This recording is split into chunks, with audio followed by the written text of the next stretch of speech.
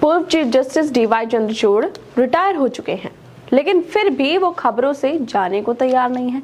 अभी तक लोग उन्हें याद कर रहे हैं, उनके कामों को याद कर रहे हैं और बोल रहे हैं कि चंद्रचूड़ साहब को ये जानना था कि लोग उन्हें कैसे याद रखेंगे। तो लोग उन्हें ऐसे याद रखेंगे कि उनका नाम काले स्याही से लिखा जाएगा। इतिहास चंद्रचूड़ साहब को कभी माफ नहीं करेगा। पूर्व सीजीआई चंद्रचूड़ तो रिटायर हो गए, लेकिन लोग हैं कि बार बार उनके कामों को गिनवाने लगते हैं, बार बार उन्हें बताने लगते हैं कि लोग आपको कभी माफ नहीं करेंगे। लोग तो चंद्रचूड़ साहब पर तंज कसते ही हैं, लेकिन अब विपक्ष के नेता भी फिर एक बार चंद्रचूड़ साहब को याद कर रहे हैं, उन पर निशाना साध रहे हैं। महाराष्ट्र में महायुति की जीत और महाविकास आघाड़ी की हार के लिए उन्हें जिम्मेदार ठहरा रहे हैं। कह रहे हैं कि अगर पूर्व सीजीआई ने सही फैसले दिए होते तो महाराष्ट्र में महाविकास आघाड़ी की सरकार बनती। आखिर चंद्रचूड़ साहब ने ऐसा क्या फैसले दिए थे जिसके बाद विपक्ष उनको फिर एक बार याद कर रहा है? तो चलिए हम आपको बताते हैं। दरअसल महाराष्ट्र में महाविकास आघाड़ी की हार के लिए शिवसेना यूबीटी नेता संजय राउत ने पूर्व सीजीआई डीवाई चंद्रचूड़ को जिम्मेदार ठहराते हुए गंभीर आरोप लगा दिए हैं। संजय राउत ने पूर्व सीजीआई चंद्रचूड़ पर तीखा हमला करते हुए कहा है कि इतिहास उन्हें कभी माफ नहीं करेगा और उनका नाम काले स्याही से लिखा जाएगा।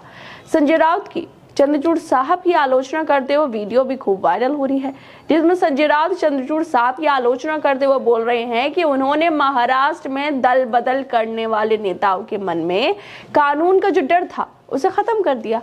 2022 में अविभाजित शिवसेना में विभाजन के बाद उद्धव ठाकरे के नेतृत्व वाली पार्टी के गुट ने एकनाथ शिंदे के साथ दल बदल करने वाले पार्टी विधायकों की अयोग्यता पर सुप्रीम कोर्ट में याचिका दायर की थी।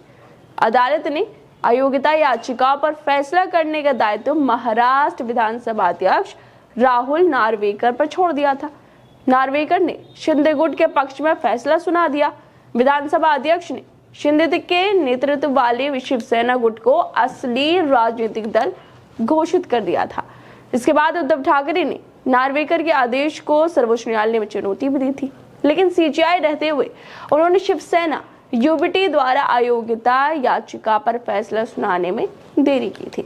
संजय राउत यहीं पे नहीं रुके, बल्कि वो महाविकास आघाड़ी की महाराष्ट्र में हार को लेकर भी पूर्व सीजीआई चंद्रचूड़ को ही जिम्मेदार ठहरा रहे हैं और पूर्व सीजीआई पर निशाना साधते हुए आगे बोलते हैं कि सीजीआई रहते हुए उन्होंने शिवसेना यूबीटी द्वारा अयोग्यता याचिका पर फैसला सुनाने में देरी तो की थी, जिसकी वजह से हमारी हार हुई है। अगर उन्होंने समय पर फैसला सुनाया होता तो महाराष्ट्र की तस्वीर अलग होती। चंद्रचूड़ साहब ने अयोग्यता याचिकाओं पर फैसले न लेकर दल बदल के लिए दरवाजे खुले रखे, जिससे बागियों के मन में कानून का डर निकल गया है। इसके लिए इतिहास उन्हें कभी माफ नहीं करेगा और उनका नाम इतिहास के काले अक्षरों में लिखा जाएगा। वैसे चंद्रचूड़ साहब काफी परेशान थे कि उनको लोग कैसे याद रखेंगे, जिसका जवाब अब अपने तरीके से संजय राउत ने दे दिया है कि इतिहास उन्हें कैसे याद रखेगा। हर कोई चंद्रचूड़ साहब को बता चुका है कि लोग उन्हें कैसे याद रखेंगे। सोशल मीडिया पर भी लोग बोल चुके हैं कि चुनावी बॉन्ड का अवैध घोषित तो कर दिया था, लेकिन इस घोटाले में किसी को सजा नहीं दी गई थी। चंडीगढ़ चुनाव के निर्वाचन अधिकारी अनिल मुसी को अपराधी तो कह दिया था, लेकिन उस पर कोई भी कार्रवाई नहीं की गई थी। सुप्रीम कोर्ट में पेंडिंग केसों की जो संख्या है उसमें इजाफा हुआ है। आप राजनीतिक साजिश की वजह से बंद कैदियों को रिहा नहीं कर पाए। देश आपको एक ऐसे सीजीआई के रूप में याद करेगा जिसके प्रधानमंत्री से काफी अच्छे संबंध रहे हैं। उमर खालिद बिना मुकदमे के 4 सालों से जेल में भी बंद है, उस पर फैसला नहीं दिया गया।